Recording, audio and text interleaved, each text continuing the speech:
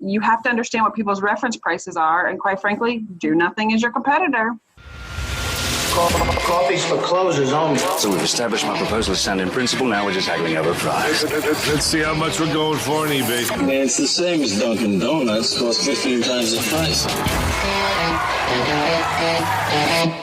Welcome to Impact Pricing, the podcast where we discuss pricing, value, and the intricate relationships between them. I'm Mark Stiving, and today our guest is Maree McMinn. Here are 3 things you really want to know about Maree before we start.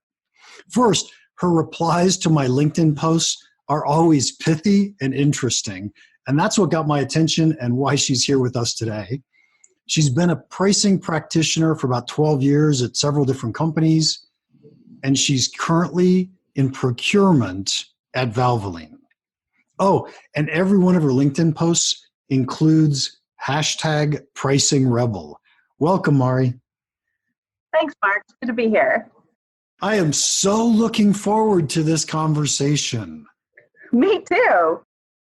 Tell me about pricing rebel. Where did that come from? What is it? What does it mean? So, it's funny. I was having a conversation with someone regarding pricing and value, and you get into these conversations of, really high, heady analysis around Van Westerendorps and conjoints, which don't get me wrong, I love all of those. But at the end of the day, there's just some pragmatic components about pricing that I think get overlooked. And for me, it just kind of came to me one morning that I'm like, I just don't see it like other people. I see it a little bit differently, and I want to challenge the typical pricing approach and make it accessible to people. So that's where Pricing Rebel was born. It really is more about doing things a little bit less conventional than historically have been done around pricing. Well, let's see if we can find some less conventional things today. Perfect. Love it. It'll be fun. So how did you get into pricing in the first place? Oh, that story is a great one. It was a pure accident. So I was at the time working for the Transit Authority in Houston. I was building databases for them, doing a lot of work around fare box collections, and we actually kind of fell into some pricing analysis, although that's not what I knew that they were at the time. And I got a call from a recruiter who was looking for somebody to do market research. And I also got a call from a recruiter who was looking for somebody to do pricing. And I had no idea what pricing was. Market research, I totally understood. So I went on both interviews, came to a crux in the road, decided that I wanted to be closer to where my sister was. So I took the job that was closer to my sister, which was the pricing job. And I ended up working for a company. It's an aviation aftermarket parts distributor. Knew nothing about pricing, but the way the hiring manager explained it was, well, I see a really interesting combination between your data analytics background and your understanding of economics and marketing. And if we just mash that all up, that's what we'll come to around pricing. And I really liked the way he kind of made it so simple. This guy was a genius, don't get me wrong, but we both learned about pricing together. And the organization was super focused on value-based pricing and making that a thing. And this was in 2000, right? So it's been quite some time ago that I made that transition. And it was fun, and it was scary, and I loved every minute of it. So that's how I ended up there. So did I hear you right? You're in pricing so that you could live closer to your sister. Well, funny thing is, I don't live that close to her anymore because I've had so many opportunities in pricing. I moved from Houston to Dallas for that particular role, Texas. And then, but the market research job was in Philadelphia. My sister was in Austin. So it just made sense to stay closer at that point. But I've also had the opportunity to live in South Carolina. And then now I'm in Kentucky as well. Sounds like everything's in the South. Is that where that accent comes from? For sure. Yeah, my husband and I joke that Kentucky is not the South, but it still is. They have sweet tea here. That's the definition for my dad. Okay, good enough. We'll leave it there. Okay. I was looking through your LinkedIn page, and it looks like you've been in procurement now for the last 5 years. 4.5, yep. I look at procurement agents as the enemy. Why did you switch sides? Funny, again, you should mention that. When they came to me and asked me to take over this role, they were like, we have a position. It's in indirect procurement and supply chain process improvement. I was like, supply chain process improvement, okay, I can help with that. But I'll do a lot of process work because, process is important to pricing, is strategy without execution. We all know what that is. So I was good with that, but I literally had to go home and Google indirect procurement. I didn't know what that was. I had no clue. And I started digging in and I'm like, procurement? oh, that's the dark side. I don't know if I want to do that. But I did go, I have some great mentors who've been part of my life for a very long time. And I spoke to them and said, hey, I have this opportunity. What do you think? And they're like, well, if you think about it, it's exactly the opposite of what you've been doing. And it would give you a different perspective on the other side of the desk. So it's a great opportunity for you to learn more about the pricing skill, the pricing strategy, and leverage that into creating value for your organization through procurement. And when they put it that way, you're like, okay, you're singing all the right songs, value, pricing, adding, being able to have an impact. Those are the things that are important to me. So I decided to take the leap. After all, if somebody's going to train me to do something new, why wouldn't I learn to do that? But it was a tough sell. I'm not gonna lie. In fact, I did a PPS talk called focus on procurement and making the switch, and it was called "Come the Dark Side, We Have Cookies." So, well, if you think about it, moving to procurement, you get to use your pricing skills, your pricing knowledge to help you in the procurement side. And then once you learn the procurement side, if you ever come back to the dark side, to the light, the good side, you'll have some amazing insights in terms of how we get to capture more value and make it through procurement agencies. And it really did give me a good insight into the sales mindset, right? I talked to a lot more sellers on this side than I did previously. I mean, certainly in pricing, I want to understand how the sellers are taking the message to market. But when you flip on the other side and you're being sold to, it's a very different dynamic. And since I buy marketing and IT, it's a really natural fit because I've lived so closely to marketing in the pricing space, did pricing and licensing for a software company as well. So, when you take these pieces together, I understand licensing like nobody's business. So it was really a really natural fit, even though if it took me a few minutes to wrap my mind around it. I mean, I'd be interested to hear more from your perspective. I know you said, procurement people are kind of the dark side, but, because I know the tendency is to strip value out. But I'm curious if you have had any experience where the value is more important than the price when you're talking to procurement. Wow. I look at procurement people as the enemy. And the reason I do is because usually in the sales situations and B2B type sales situations that I've been involved with, we work with somebody other than procurement to try to make the decision. We've got the committee. Finally, we get to the end result that says, yes, we want to go buy this. They take that to the purchasing agent. And the only thing procurement ever does is, okay, maybe I'm not telling the truth, but the only thing they ever do is lie to me. They say, oh, your competitors have dropped their price 30%. You better do the same if you want to win this deal. Even if there's no competition, they're telling me this. And I cringe when I think about that, because the decision was made before it ever went to the procurement agency. I know. And that's fair. That's really fair. The way I get that, and I hear that often, the truth of the matter is you will hear from people who, good, bad, or indifferent, about me that I'm not a typical procurement person. Sometimes I'm like, dang, I failed. But truth of the matter is I really focus on driving impact and value for my organization regardless, right? I have savings targets. Let's be honest. That's procurement's metric. That's how they evaluate if we're doing a good job or not. But what I've tried to be able to do is flip the table and say, yeah, but are we getting more for what we're investing? And how are we going to leverage the return on that investment? Because at the end of the day, I'm still at the heart. I love value proposition. So I love the concept of value. And if I strip too much value out, I'm not going to get the return that I need. So I kind of do take a different approach. And I think that's been beneficial. I might say that maybe I've left money on the table because of it. But at the end of the day, my stakeholders are happy. They leverage me more in a more efficient way because I'm able to bring them something rather than just take 10% out or whatever the number is. We get to a better solution because I bring them innovation, not just a price. I think that's brilliant. I remember the last real job I had where I actually bought something and had to go through a procurement, one of our own procurement officers. And I was sitting there watching him lie to the vendor that I wanted to buy from. And it is so uncomfortable. I couldn't believe it. I'm with you. That's one thing I've never been asked to do. Not something I'm super comfortable with, or would I'll be honest, I just don't think I've done it. I don't lie. It's just not part of who I am. It goes against, what I think is the right thing to do. Now, Do I leave information out sometimes? Sure. And I certainly don't tell people who you're competing against, but the truth of the matter is they all know. And I tell my stakeholders, look, they're going to know who's in this or who's not in this. So let's just go get the most out of this and get you what you need and what you want. Okay. I don't want to make this procurement bashing day. So here's what I do want to do. Yeah. Tell me some really good things procurement does for the company besides negotiate price. I really push my business to think through the business case, right? Let's call it, I've stirred the pot a little bit, go back to my whole rebel days there, but I've stirred the pot sometimes.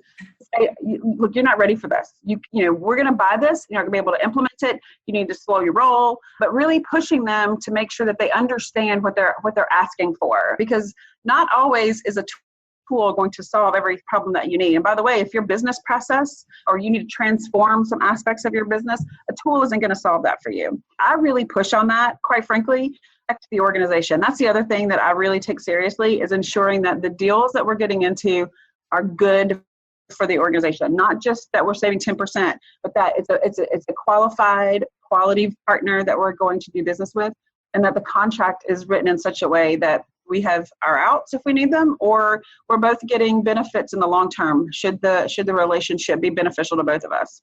Yeah, so you're assuring success, or at least trying your best to assure success. And what I really like, I put myself on the side of the pricing for a second, and I try to teach companies and salespeople how to discover how much value we could deliver to you as a buyer, right? And then help you understand that. Yep. And what you're really saying on the procurement side is you could make the argument that says you're making sure that happens someplace. Yes.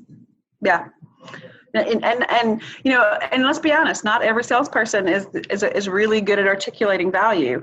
And so when we have a partner and I see the value that they're bringing, especially if I've vetted them and I understand what the potential impact and value proposition they are bringing, even if they can't articulate it, I'll be an advocate for them in that regard too. So it's a little bit of a funky space, coming from where I came into the procurement space. But what I've been able to do is say, look, here's really what this is worth to you, and here's how we're going to be able to leverage this inside the business. So this is a good match, right? So let me go and get you the best deal I can in a very honest and upfront way. But at the same time, help. Sometimes I kind of help sales more than I probably should, but it's only when I know it's the right thing for the business. Right. I think that makes a lot of sense. And probably not actually procurement best practice. I don't know. What is that? But anyway. I may actually enjoy selling to you. Yeah. I'm not as easy as I sound, I promise. I'm sure. Okay, so let's move away from procurement for a little while. Let's talk about pricing. Sure. You've been in pricing for very long, for a few years. Yeah, 1 or 2. Yeah, exactly. Give us an example of something you've done that you're proud of. What a success story. Ooh, there's a lot. I think I'll tell a different story, but it'll kind of harken to that. So when I interviewed here at Valvoline, I'm sitting in this room. There's probably 7 or 8 director managers, people I'd be working with, a lot on the sales side. One of the interviewers, who I'm still very close with, said, "So you've been a lot of places. How have you made them better?" And I thought that was probably the best interview question I've ever heard. And so I thought about it for a few minutes. I said, well, some of the places, most places I've been, there's still some legacy of the pricing rebel that lives there, right? So for some organizations, it's changing the way they thought about building product for good, better, best, which you think is pretty simple and people would just go after that, but that's not the way they were doing it when I got there, but they're still doing that today. I built a pretty sophisticated pricing function within a retailer, a very large retailer. It started by me all by myself. I added a couple resources here. By the time I left, there was a very strong team, about 10 or so, between the pricing team and the pricing analysts. I had built a succession plan for one of my analysts who would take over when I left. They've put in a pricing solution that's been very helpful for their markdowns. And they are on, and actually, she left the department for another role, and my third layer of succession took on her role, and now he's been promoted on. So, having that kind of succession planning and legacy that's behind, people may not even know it was what I started, but at the end of the day, I know, and that's important to me. So even programs that we put in place at the Transit Authority before I knew I was doing pricing are still very, very successful. So when I think about those things, it does bring a smile to my face. And it's like, I know I'm having an impact in a positive way. And that's really, at the end of the day, what's most important. Nice. One of the topics that I find fascinating is this concept of new business models, new pricing models. Yep. Have you been involved in implementing any new business models or pricing models? I don't know. I'm trying to think through new business model. New for that business, right? Not necessarily new to the world. Sure. But a good, better, best, certainly something new. Even thinking about SKU rationalization and taking kind of what was a broken approach to pricing, or you're trying to shoehorn what they did before into a new solution. So breaking those apart and really helping organizations think through, who's your addressable market? How do you want to get there? What's the value you bring to the pie, right? What's really important to your customer? And by the way, who is your customer? Because not everybody is your customer. I've had the opportunity to sit on a couple of advisory councils with some startups, and I'm fascinated by how they think about their product and taking it to market. But what I find a lot of them lack is that ability to think through, what's my value proposition? Who are my customers? And how do I do this in an efficient way? I think that's really interesting. But as far as new models, I don't know I'd go so far to say new models, but definitely new ways of thinking and bringing new approaches. And the idea that, by the way, doing nothing is probably one of your biggest competitions. So I really like the way you think. It's a crazy mess in here, Mark. Are you sure? I'm just Yeah, exactly. Now, one of the concepts that I just heard you talk about, and I want to pull out because it is just so relevant to pricing, to startups, to business, and that's that companies don't know how to focus. Yep. They're afraid to say, oh, I'm going to go after this small little space. Right. Because they think they're going to miss out on something.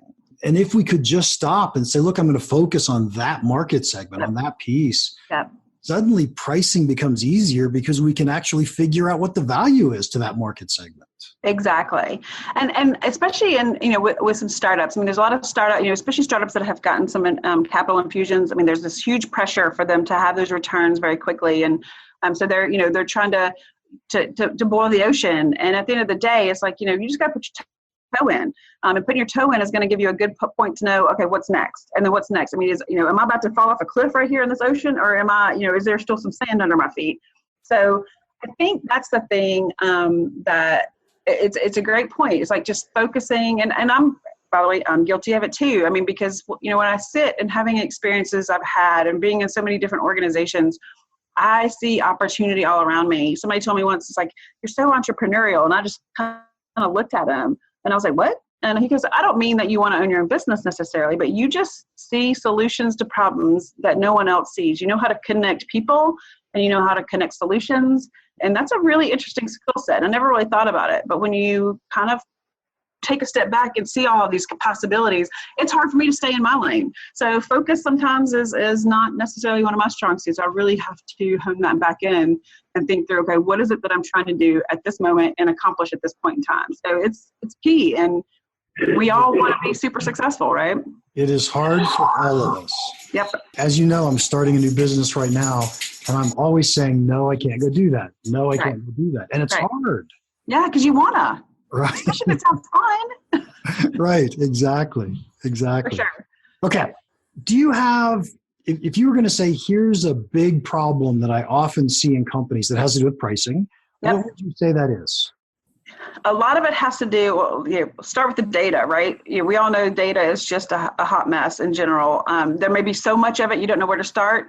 But even if you do have a lot of data and it is in good shape, you need somebody who really can again, focused, right? I think that's a big thing. But the truth of the matter is, I think a lot of people try to price without really thinking through the entire arc of that price. And one of the things companies do very poorly is think about price before they think about product. Now, in some markets, it doesn't make sense. Hey, lubricants, lubricants are lubricants. But I would even argue that when we brought new products into the market, we didn't think about what customers are willing to pay for that before we take a leap of faith. And that's a really, really important lesson in the tech space or in a new market in particular, because you can make the best product out there, but if it costs somebody $1 million and they're willing to pay $5 million, you don't have a business. I work a lot in the tech space, and the advantage there is that you see new products all the time, new technology all the time. So things are always changing really, really rapidly. Yep. But even if you're in the lubricant space, you're going to go make a new lubricant. Yep. Why would you ever build a new lubricant if you didn't know who was going to pay you how much for it? It's true. I mean, and it makes no sense, but that's what happens all the time. I mean, I know you're seeing it in tech too, right? Because they're like, they built this gorgeous piece of UX and you're like, oh, it's beautiful, but I got $1. I mean, I'm on this advisory council for a particular tech company right now. And I'm like, this is beautiful. I love it. We worked through some pricing scenarios for them. And at the end of the day that, they went a different direction, and that's fine. Certainly their prerogative. And I'm like, there's no one who's going to be willing to pay that for you. It's not, it's just not there yet. You have a ramp up period before people can accept what's there. It's a beautiful piece of UX. Yeah. But it's still, again, you have to understand what people's reference prices are. And quite frankly, do nothing as your competitor. So you have to understand that, and you have to have that compelling opportunity for somebody to go, yeah, I get it. I can make the business case and the return on investment. Sometimes, especially in new tech, it takes them a while to get that. You go from minimal viable to something that's really something people want to pay that price for. What's one piece of pricing advice that you like to give companies that you think could have a really big impact? Make sure your sales comp and your pricing strategies are tied together. Oh, I hate that you said that. Why? Because it's a topic that you mentioned to me before we started the recording, and I really wanted to get to it, but we didn't have time. Maybe we have to do another one. I know I was going to invite you back. So not only could we do procurement bashing, but we could talk about sales comp plans because it's a fascinating topic. Oh my gosh. Yeah, that was one of the pieces of advice I got early on in my pricing career, and it just proves true forever. I can create the best pricing strategy. I can have the best processes in place. But at the end of the day, A, if the sales team doesn't buy it, they can't sell it. And B, if they're not compensated to the same goals that the rest of the organization's compensated around profitability, they're going to go to the bottom every time because it's easier. And you have to understand what motivates people. And let's be honest, comp plans motivate. What they're there for. Absolutely. So, Maree, thank you so much for your time today. If anyone wants to contact you, how can they do that? You can reach me at Maree at m2ww.com. Let me spell that because it's hard. MAREE at MSQUAREDWW.com. All right. And to our listeners, I hope you enjoyed that as much as I did.